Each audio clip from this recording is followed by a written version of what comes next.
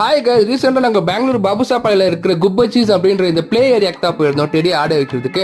So இந்த வீடியோவில் நான் அவ்வளோவா பேச மாட்டேன், நீங்கள் வீடியோ பார்த்து என்ஜாய் பண்ணுங்க. இங்கே ஏகப்பட்ட கேம்ஸ் இருக்குங்க. அந்த எல்லா கேம்ஸுமே ஜஸ்ட் 380ங்க 1 ஹவருக்கு. என் ஒய்ஃப் குழந்தை ஆட வைக்கிறேன்ற பேரில் அவ்வளோ செம்மையாக என்ஜாய் பண்ணிட்டாங்க இன்னைக்கு.